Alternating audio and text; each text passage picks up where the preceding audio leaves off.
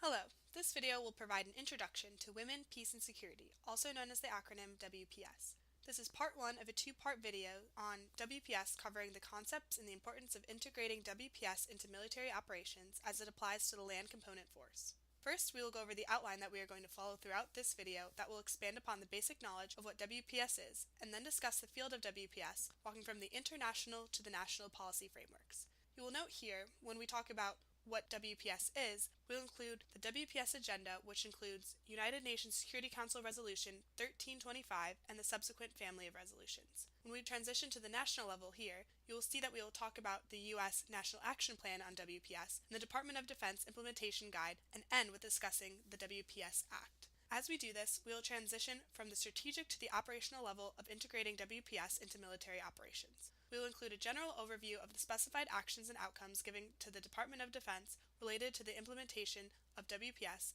and briefly discuss how this operational application is addressed further in part 2 of this two-part video series. We will end with a summary of what we covered in part 1. So what is WPS? Women, Peace and Security is a concept that refers to a legal and political framework originating from the landmark 2000 United Nations Security Council Resolution 1325 and following subsequent related resolutions, including those of 2016. These resolutions together are referred to as the WPS Agenda and go far beyond being just about women. In general, WPS highlights 50% of the population around the world who historically have been and currently may be overlooked as key actors on the ground in which engagement is beneficial across many domains. However, in broader terms, WPS critically looks at how each gender experiences conflict differently and how these relationships converge. In this aspect, WPS can have a positive impact for the whole society. As a land component force, integrating a gender perspective during training, planning, and throughout mission execution and recovery activities may, for example, aid in identifying the importance of consolidated gains within a population to support security and stabilization in an area of operation. Identifying these gains in advance within the security environment can provide insight into shaping operations to establish desired effects throughout the mission. As we advance the application of WPS concepts within our force, we want to think about how to apply this gender perspective. This includes looking at how WPS can be integrated across all types of military operations and activities. Ultimately, it acknowledges how the inclusion of a gender-based perspective can benefit the mission by improving the peace and security of lives within the human security domain in which it operates in and/or influences. Now that we established what WPS is and provided an insight into how we can apply WPS in the land component force, let's continue our discussion by laying out how we moved from international to national policies on WPS. UNSCR 1325 states that women and children account for the vast majority of those adversely affected by armed conflict, including refugees and internally displaced persons, and increasingly are targeted by combatants. Seeing as conflict and war impact women and girls differently, this initial UN document recognized the important role of women in the prevention and resolution of conflicts and in peacebuilding. UNSCR 1325 affirmed that effective institutional arrangements to guarantee their protection and full participation in the peace process can significantly contribute to the maintenance and promotion of international peace and security, meaning more sustainable peace arrangements with the involvement of women. UNSCR 1325 specifically acknowledged the need for international humanitarian and human rights laws that protect the rights of women and girls during and after conflict. Additional narratives and resolutions address the special impact on girls, boys, and men, thus acknowledging all other genders. But bottom line, the UNSCR 1325 was the first resolution to focus on the meaningful participation of women in maintaining peace and security. The WPS agenda addressed 4 discrete pillars, and the U.S. adopted these 4 pillars as objectives while adding a 5th in its national version of WPS called the U.S. National Action Plan on WPS. This National Action Plan, or NAP, on WPS was first issued in 2011 and then revised in 2016.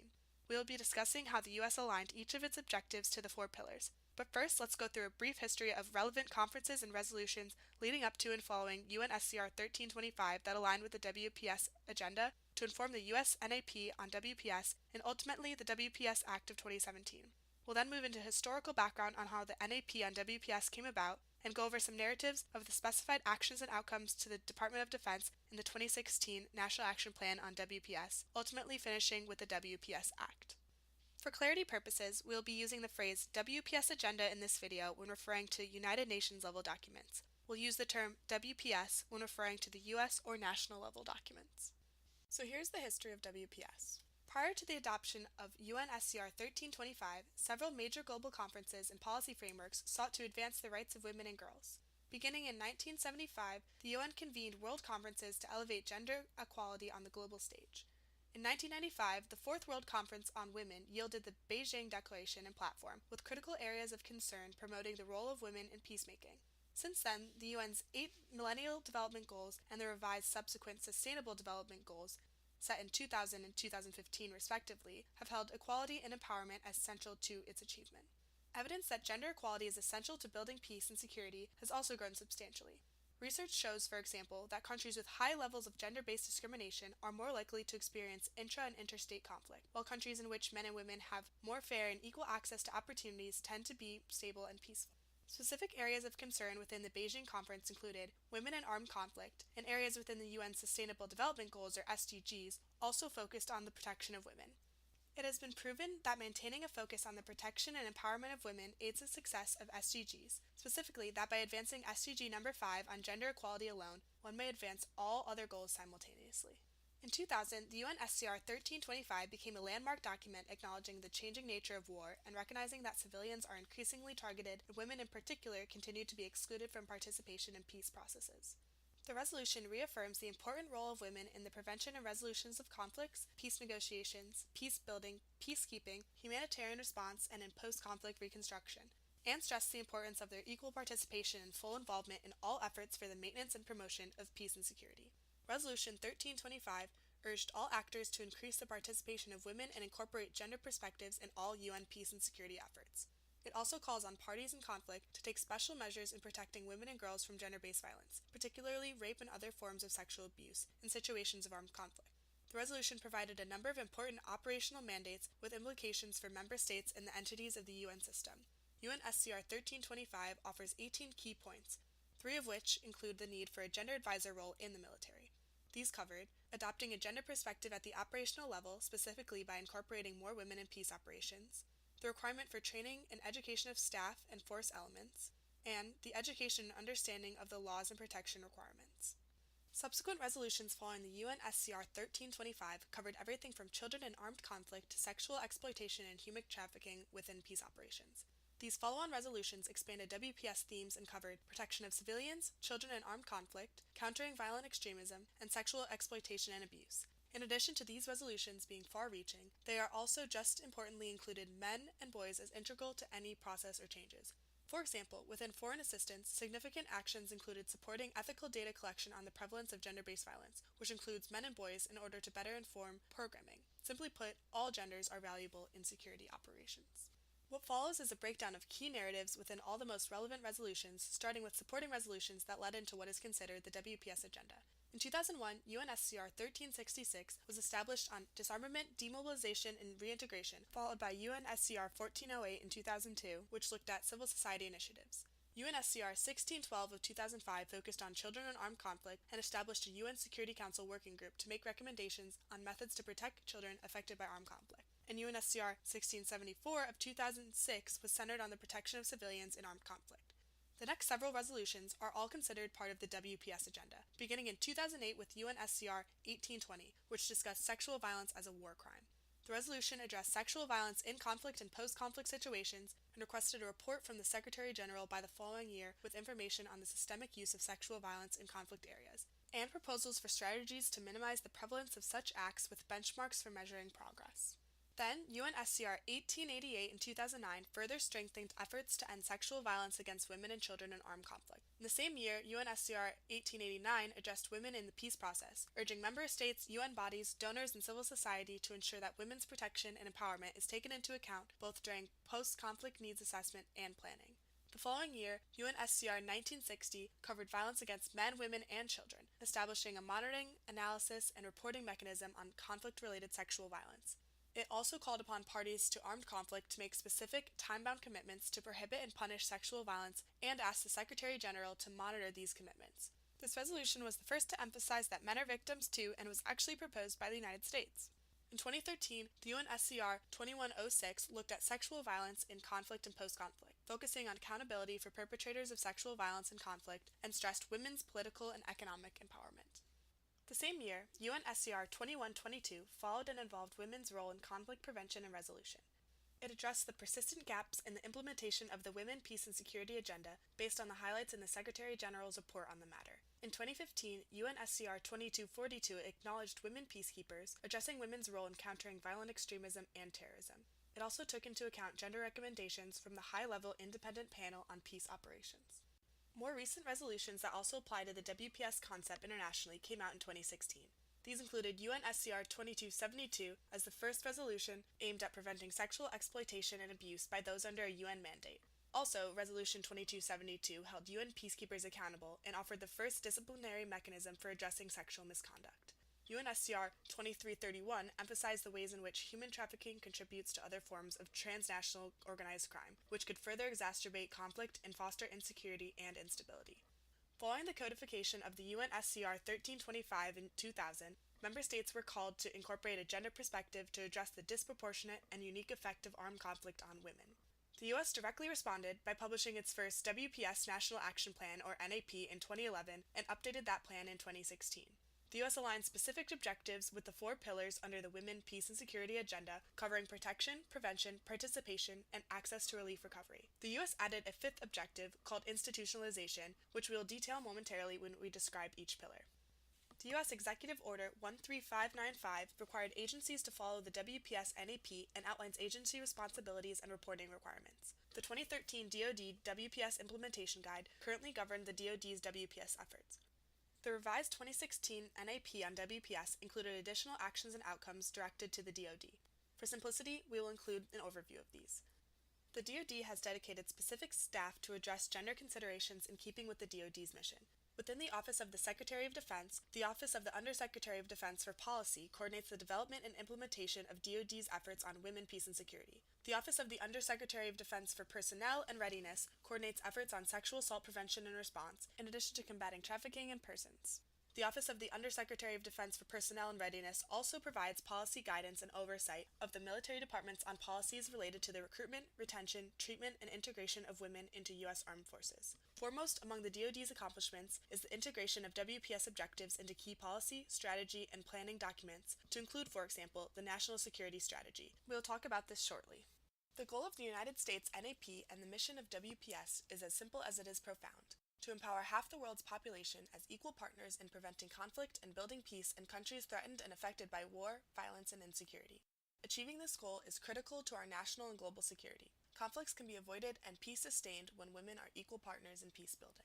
The 2016 version of the NAP identified the initial goal of the WPS to be critical to national security and strongly supported the following objectives: integrating a gender-sensitive approach into the U.S. government work in conflict-affected environments to address the different needs of men and women, increasing women's participation in peace processes, protecting women and children from violence, promoting women's roles in conflict prevention, and ensuring women and children have access to relief recovery. Considering the gender perspective is a crucial cross-cutting factor that potentially impacts every aspect of an operation. The incorporation of a gender perspective was found to be valuable in past operations through means such as countering violent extremism and promoting peacebuilding in Burma following the election of a record number of women into policy-making positions. A more sustainable example that extends beyond the short-term gains experienced in Burma are those within Liberia. The female-led group Women of Liberia Mass Action for Peace held a sit-in that urged negotiations and the passing of the 2003 Comprehensive Peace Agreement, which led to the end of the Second Liberian Civil War. As of 2017, efforts are ongoing among female-led groups to pass legislation surrounding violence against women. It is vital for land component forces to integrate gender perspectives into their mission training, plans, and execution at the strategic, operational, and tactical levels. The exclusion of any human security perspective, including a gender perspective, can enable gaps in mission planning and disconnects in operational effectiveness to develop. Such gaps may challenge the ability to consolidate gains and further hinder mission success, potentially hindering the U.S. from winning in a complex environment. The National Security Strategy of 2017 is one of 2 strategic documents that incorporate a gender perspective. One section in the NSS is titled Empower Women and Youth and states, societies that empower women to participate fully in civic and economic life are more prosperous and peaceful. We will support efforts to advance women's equality, protect the rights of women and girls, and promote women and youth empowerment programs. While the NSS identified the need to integrate a gender perspective, the 2015 National Military Strategy, or NMS, alluded to the importance of gender mainstreaming within its own force. In the long term, this may provide talented human resources on the ground to support such policies as WPS, where women, along with their male counterparts, can provide a more diverse and enhanced perspective. The NMS spoke to adapting an organized culture and addressed that critical to building the best military possible are efforts to further integrate women across the force by providing them greater opportunities for service. Now let's touch on some more history. As of January 2018, 74 NAPs on WPS have been adopted, and some are also second or third generation. Here it's important to note how the 2016 U.S. NAP objectives on WPS each connected to the WPS agenda and various UNSCR pillars. The 4 pillars are protection for women during and after conflict, participation in all levels of decision-making around peace and conflict, prevention of violence against women and violence more broadly, and equal access to relief recovery. Let's cross-reference these with the 5 NAP objectives. The first U.S.-specific objective was institutionalization and referred to national integration as a means of normalizing WPS within the interagency. The second objective in the WPS National Action Plan was women as equal participants in conflict resolution mediation. This objective states that evidence shows peace arrangements are more likely to be secured and are more likely to endure when women are meaningfully involved, and indicates that the DoD has dedicated staff members to addressing gender considerations with this in mind. According to the UN, when women directly participate in negotiations, there's a 20% increase in the probability of an agreement lasting at least 2 years, and a 35% increase in the probability of an agreement lasting at least 15 years. There are many examples in which peace negotiations fail where women are excluded from the table. An example of this is in Colombia in 2016, when a peace treaty was signed to bring an end to a 50-year conflict between the government and the Revolutionary Armed Forces. Women made up 20% of the government team and 43% of the FARC negotiating team, marking this conflict as the first time a gender subcommission has been included in a peace negotiation. As part of this positive impact made by women, the final treaty included a range of provisions specific to women, including the promotion of women's socio-political and economic rights, along with measures against gender-based violence. The third objective in the NAP was protections for women during and after conflict. As per the title, this objective aims to protect women from violence during all parts of a conflict, including post-conflict. Violence against women, particularly in the form of sexual violence, is increasingly recognized as a facet of many conflicts today, from the Balkans to Africa to the Middle East. It is important to note that people in the lesbian, gay, bisexual, transgender, and intersex or LGBTI community are also vulnerable in conflict and made a target due to homophobia and transphobia. The fourth objective of the National Action Plan was women in conflict prevention efforts. Women frequently hold critical knowledge about escalating conflict, including increasing risk of violent extremism. For example, women in Sierra Leone knew of plans to attack UN peacekeepers, but threats for their personal safety prevented them from relaying information. These women were overlooked or unable to report due to safety concerns. With this in mind, the NAP was committed to strengthening efforts to monitor the status of women and ensure that conflict early warning indication incorporates a full gender analysis. The fifth and final National Action Plan objective was women's equal access to the means for recovery. This regards women's access to relief and recovery as critical to protect. This objective in practice may include women's participation in camp management committees to ensure that displacement camps are safer and assistance programs are more accessible for vulnerable populations. These vulnerable populations addressed again would not only include women and girls, but also members of the LGBTI community. Remember, men and boys are also part of this, as well as the interrelation between each gender. Now let's just highlight some of the actions and their corresponding outcomes identified for the Department of Defense in the NAP on WPS in 2016. The actions covered incorporating the National Action Plan objectives into guidance and planning documents. However, the new WPS strategy will now direct the way forward. Additional actions in the 2016 NAP for the Department of Defense involved areas around data collection mechanisms, participation of female U.S. military personnel, partner nation women's participation, incorporating modules in supporting education and awareness initiatives, accountability and transnational justice mechanisms, zero tolerance of human trafficking, women in disaster and emergency preparedness, women's participation in efforts to de-radicalize men and women, equal access to aid distribution, and team expertise in gender and protection. This concludes our overview of the actions and outcomes directed for the DoD implementation within the 2016 NAP on WPS. It is important to understand how these actions and outcomes were applied, and it gives us context in how we have historically thought about these concepts. Moving forward and within the joint environment, given a multi-domain battle, we look to further integrate WPS concepts and gender perspective to maximize mission success. An example of this is as follows. Air targeting strategic planning activities considers if women and girls are being coerced to act as human shields to protect the enemy to deter attack, but also to spread a perception that the intervening force is killing local wives and daughters. Maritime piracy activities consider if girls are being trafficked and boys are being forced into labor to support illegal operations, but also if young, unemployed men are being recruited into piracy for a promise of being sold a wife. Coastal rescue activities consider if the primary population of displaced women and girls are vulnerable to enemy exploitation and how enabling participation from this vulnerable population may act as a force multiplier during operations.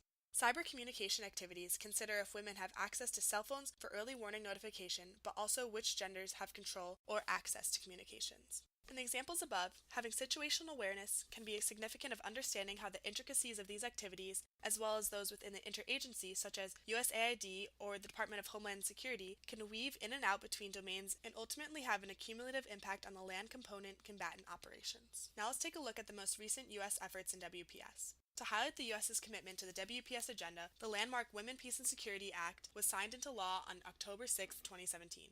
The Act reiterated that women remain underrepresented in conflict prevention, resolution, and post-conflict peacebuilding efforts. It also impressed that women in conflict-affected regions have achieved significant success in moderating violent extremism, countering terrorism, resolving disputes, and stabilizing societies. Last, it reminded that peace negotiations are more likely to succeed and result in durable agreements when women are involved. This act aims to ensure that the U.S. promotes the meaningful participation of women in mediation and negotiation processes seeking to prevent, mitigate, or resolve violent conflict. Stated in the act itself, specific requirements are laid out for the DoD that address how the Secretary of Defense shall ensure the relevant personnel receive training as appropriate in the following areas. The first is to train in conflict prevention, peace processes, mitigation, resolution, and security initiatives that specifically address the importance of meaningful participation by women. The second is to include gender considerations and the meaningful participation by women in training regarding international human rights law and international humanitarian law, as relevant, and the protection of civilians from violence, exploitation, and trafficking in persons. The third is to have effective strategies and best practices for ensuring meaningful participation by women. The 2017 WPS Act directed that a WPS strategy be issued for which the DoD would establish an implementation plan and directives. As we continue to transition WPS within our force and as prescribed under the WPS strategy and DoD WPS executive policies, we look to apply the WPS concepts and integrate a gender perspective in all operations and within the planning process in the U.S. Army. Future topics that will be covered in more depth in Part 2 of this video series will prescribe the operations process as informed through the WPS strategy and subsequent DoD policies. Let's briefly discuss what Part 2 will include.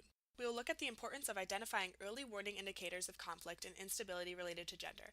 We will use the planning analysis tool known as PMISI-PT, which is the acronym for Political, Military, Economic, Social, Information, Infrastructure, Physical, and Time. We will compare how women, men, boys, and girls experience conflict differently within this and other tools. This also indicates how each gender has a unique role in conflict resolution. We will walk through the operations planning process starting with mission analysis and ending with orders, production while applying a gender perspective. Now let's do a review and summarize what we just covered in Part 1 of this video. We started off giving a brief explanation of what WPS is and how WPS aims to empower half the world's population as equal partners to preventing conflict and building peace, while endeavoring to rectify the disproportionate adverse impacts of armed conflict on women, and that this ultimately benefits all genders. We then discussed the UNSCR 1325 and how countries around the world created national action plans. The U.S. NAP was established by Executive Order 13595 with an accompanying Department of Defense implementation guide. The NAP was revised in 2016. We went over the 4 pillars of the WPS agenda and compared these to the 5 objectives in the NAP. We explained how the NAP strived to institutionalize a gender-sensitive approach to defense, diplomatic, and development activities by supporting participation of women in decision-making processes, protection from violence activities, conflict prevention initiatives, and equal access to relief and recovery assistance programs. We then highlighted each action complementing outcomes identified for the DoD and the NAP on WPS. We completed the historical crosswalk by discussing the most recent law passed in the U.S. called the WPS Act and anticipated WPS strategy and the complementing DoD implementation plan and directives. We concluded with a brief overview of what Part 2 of this video series will speak to, including early warning indication, the acronym PMISI-PT, and the operations process.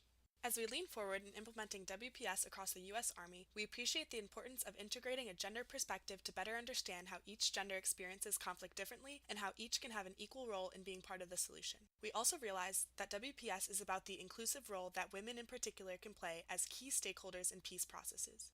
WPS speaks to national security interests related to gender inclusivity and ultimately support the provision of justice through strong institutions to uphold these values. This concludes Part 1 of this video on WPS, an introduction to women, peace, and security, and DoD's implementation. For additional information, you may contact the Peacekeeping and Stability Operations Institute. Also, you may want to inquire about the Joint Certified Operational Gender Advisor course. In addition, Joint Knowledge Online, JKO, currently has 2 training modules called Improving Operational Effectiveness by Integrating Gender Perspectives and Role of the Gender Advisors. PKSOI's Stability Operations Lessons Learned and Information Management System also published a sampler edition in November of 2017 called Operationalizing WPS. Last, Joint and Army publications are beginning to populate WPS narratives, including the Joint Publication 307 on Stability, Joint Publication 307.3 on Peace Ops, and the ATP 307.6 on the protection of civilians.